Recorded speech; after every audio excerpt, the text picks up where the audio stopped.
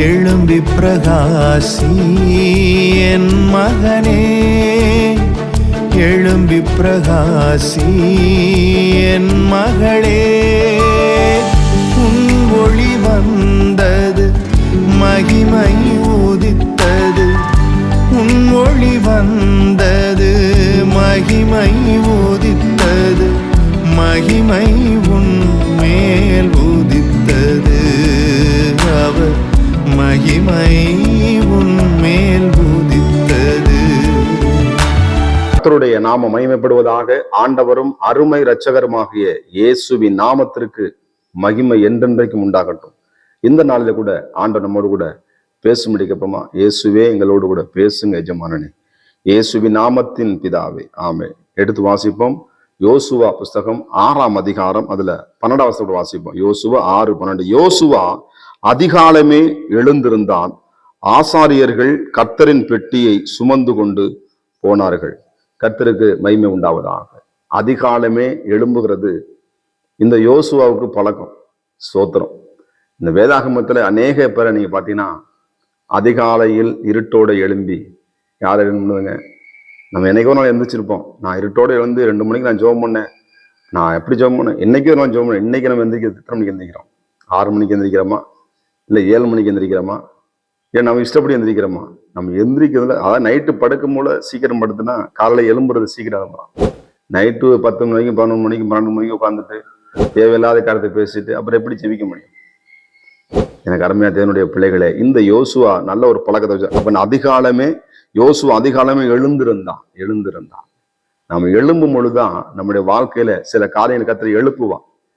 அதான் சொல்ல, எலும்பு சீயோனும் எலும்பு. அப்ப ஏன்னா அவரே என்ன பண்ணாரு?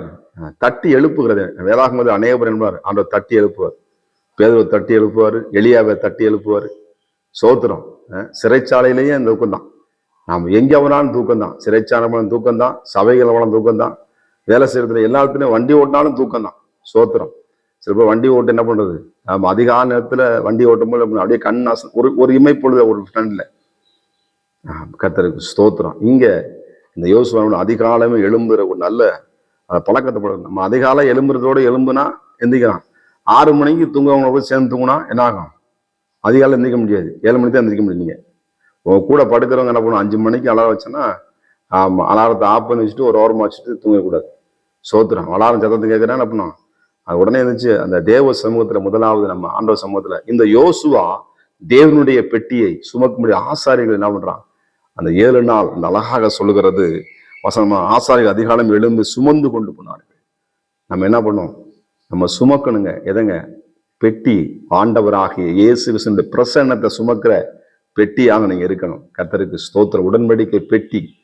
அன்றைக்கு அந்த இயேசுவா அந்த உடன்படிக்கை பெட்டியை சும அவ்வளவு சந்தோஷம்.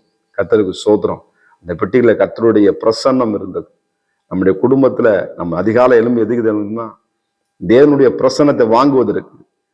தேவனுடைய பிரசன்னம் நம்ம பிள்ளைகள் மத்தியில காணப்படுவதற்கு. நம்ம போராட்டத்தை தேவ பிரசன்னம் இருக்கணும். ஒரு வீட்டுக்குள்ள பிரவேசிக்கும் பொழுது ஒரு சமாதானம் உண்டாகணும்.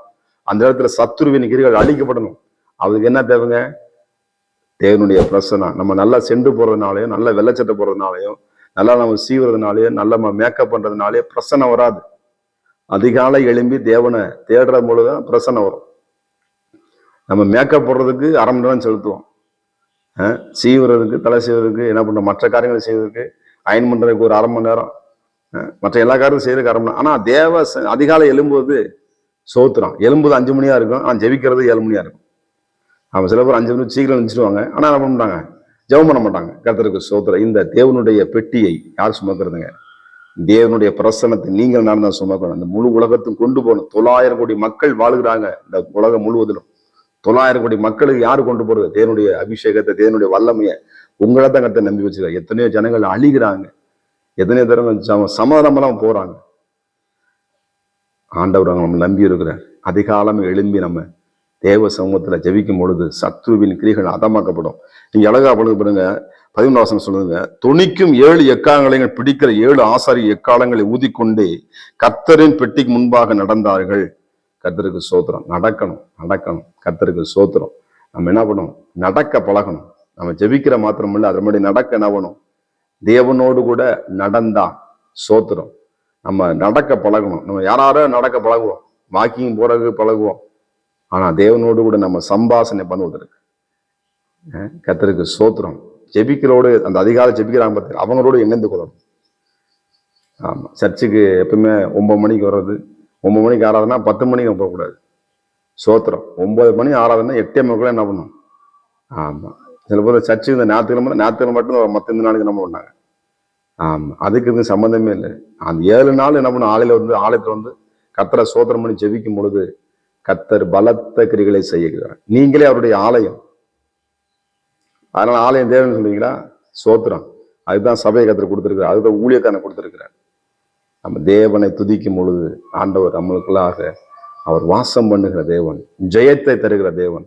எக்காலங்களை ஊதும் பொழுது இந்த இடத்துல அழுதாக எழுதப்பட்டிருக்கிறது, ஆர்ப்பரியுங்கள் யோசுவா ஜனங்களை நோக்கி.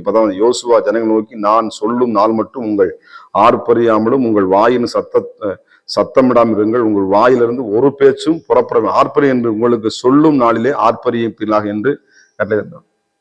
ஏன் அந்த இடத்த கொஞ்சம் அமைதியா இருங்க அப்படின்னு சொன்னாரு. நம்மால் பேசினா பேசிட்டேன். புலம்புவதில் யாரு? இஸ்ரவேல் வல்லவர்கள். ஆமா, இஸ்ரவேல்கள் புலம்புவதில், ஆமா, இஸ்ரவேல் புலம்புவது வல்லவர் நம்ம.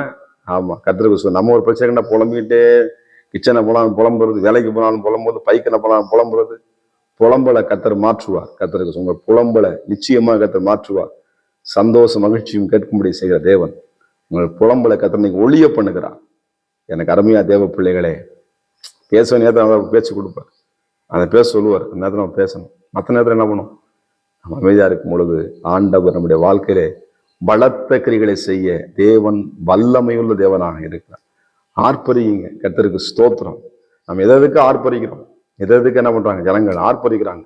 ஆனால் இயேசுவை தொழுது கொள்வதற்கு, இயேசுவின் பாடலை பாடுவதற்கு ஆர்ப்பரிப்பு வரமாட்டேது. ஆர்ப்பரிப்பு வரமாட்டேது. நம்ம ஜபத்துல உட்கார்ந்தாலும் சரி, ஆர்ப்பரிப்புல பாடலை பாடி நல்லா ஆர்ப்பரிச்சு. இன்னைக்கு கைதட்டெல்லாம் குறைஞ்சிருச்சு. கர்த்தருக்கு ஆவி நரம்பெல்லாம் குறைஞ்சிருச்சு. இன்னைக்கு மௌனமா பாடிட்டு அப்படியே அமைதியா ஜெபம் பண்ண கேட்டா ஜெபம் பண்ணேன். ஒரு சத்தம் என்ன பண்ணாது? பிள்ளைங்க எழும்பிடும். சத்தமா ஜெபம் பண்ணுங்க. பிள்ளைங்க ரொம்ப எழும்பிட்டு அவங்க ஜெபம் பண்ணட்டுமே. அதிகாலையில என்னை தேடுகிறவோ என்னை கண்டடைகிறான்னு சொல்லப்பட்டிருக்கிறது. அப்பதான் அவரை பார்க்க முடியுமா? அவர் எப்பயும் வரும். ஆனா அதிகாலை ஃப்ரெஷ்ஷா ஆபேல் காயினுடைய காணிக்கை கத்தினாரு. ஆபேல் ஃப்ரெஷ்ஷா என்ன பண்ணா கொழுமையானவைகளை பெஸ்டானதை தேவனுக்கு கொடுக்குறான். ஆபேல காணிக்கை கத்திர அங்கீகரித்தார். நீங்க அதிகாலை எழும்பி தேவனுக்கு பெஸ்டான கொழுமையை வாருங்க. என்ன சரி, வயல்வெளிக்கு போ. உச்சிதமான கோதுமையான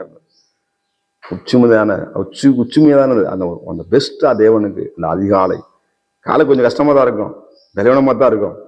ஆனா நீங்க அதை ஜெயிக்க பழகிட்டீங்கன்னா உங்க வாழ்க்கை எல்லா காலத்தையும் ஜெயிச்சிருவீங்க. ஆனா அதெல்லாம் விசுவாசம் நம்ப மாட்டான். நீங்க அதிகாலை ஜெயிக்க ஒரு நாள் ஜெபம் பண்ணிடுவீங்க. இந்த வசனத்தை கேட்டா நீங்க எப்படியா ஜெபம் பண்ணி மறுநாள் என்ன பண்ணுவீங்க? மறுபடியும் ஆரம்பிச்சு ஒரு நாள் அந்த ஜெபம் பண்ண ஆரம்பிச்சு அப்படியே கண்டினியூ. ஒரு நாள் 5 மணி எழுதிங்கன்னா அப்படியே கண்டினியூ பண்ண ஆரம்பிங்க. ஸோ அது எவ்வளவு விரைவில் அந்த ஜெபிக்கிறதுல விட்டுறாங்க. அதிகாலை தேடுங்க. அதிகாலை ஜெபம் தேவனுடைய கிருபை நம்மை சூழ்ந்து கொள்கிறது. எனக்கு அருமையா தேவ பிள்ளைகளே, கர்த்தருடைய சமூகத்துல இந்த யோசுவா எழுந்திருந்து அதிகாலையில் இருந்து தேவனுடைய பற்றிய சுமதற்கு ஆட்களை என்ன பண்ணான்? துரிதப்படுத்துறான். உங்க பிள்ளைகளை ஜெபிக்கிற துரிதப்படுத்துங்க. 5 மணி வரைக்கும் தூங்க. ஆமா, 6 மணிக்கு பிள்ளை லீவு தானே, நல்லா தூங்கட்டு, 7 மணிக்கு தூங்கட்டுன்னு சொல்லிட்டு நம்மளாரு. ஒரு சில பிள்ளை கேட்பேன், ஏப்பா சர்ச்சுக்கு வரல கேட்பேன். இல்லை பாஸ்டர் நான் தூங்கிட்டேன் பாஸ்டர். யார் எழுத பிள்ளை எத்தனை மணி தூங்குப்பேன்? 10 மணி தான் எழுந்திரிச்சேன் அப்படின்னு. எத்தனை மணிங்க? 10 மணிக்கு எழுந்திரிச்சா எப்படி இருக்கும் அந்த குடும்பம்? இப்ப தெரியாது, சோத்திரம் இப்ப தெரியாது. அந்த நாட்கள் அந்த பிள்ளைகள் வளரும் பொழுது என்ன பண்ணும்? அந்த விளைவுகள் அதிகாலை எலும்பி இந்த சோதனை தீவாலும் சரி ஸ்கூலாலும் அந்த எழுப்பி பழக்கம் முடிச்சிங்களேன், நல்லா பெஸ்டா நீங்க வளருவீங்க. உங்க குடும்பம் பெஸ்டா இருக்கும். நீங்க ஆண்டவருக்கு பெஸ்டா வாழுங்க. உங்களை காத்த என்ன பண்ணுவார்? பெஸ்டா உங்களை ஆசீர்வதிப்பார். தேவ சமூகம் நம்ம ஜெபம் பண்ணுவோமா? பரிசுத்தம் கிருபை நிறைந்த நல்ல தகப்பனே, இந்த புதிய நாளுக்காக நன்றி. இந்த காலை வேளையில் நம்முடைய கிருபை உடைய பிள்ளைகளை சூழ்ந்திருப்பதாக அதிகாலைகளை தட்டி எழுப்பி உடைய பிள்ளைகளை பிரகாசிக்க பண்ணும். இயேசுவின் நாமத எல்லா சோர்வுகள், பலவீனங்கள், அசதிகள் உடைய பிள்ளைகளை விட்டு வெளியேறட்டும். அற்புதம் நடக்கட்டும். இந்த காலை வேளையிலே உடைய வல்லமை உடைய பிள்ளைகளுக்கு ஊடுருவி பாய்வதா. பலவீனப்படுத்த எல்லா ஆவிகளும் வெளியேறட்டும் இயேசுவின் நாமத்தினால. ஒருவேளை ஆண்டவரே உடம்பு சிலாம இருந்து வியாதிப்பட்டிருப்பாரு, என்னால அதிகாலை எழும்ப முடியுதுன்னு சொல்லி கண்ணீரோடு இருக்கிற பிள்ளைகளுக்கு அற்புதம் அந்த படுக்கை அறைக்குள்ள நுழைவதா. ஆண்டவரே உடைய பிள்ளைகளை எழுப்புங்கப்பா இயேசுவின் நாமத்தின் பிதாவே. ஆமென். God bless you. கர்த்தர் உங்களை ஆசீர்வதிப்பாராக.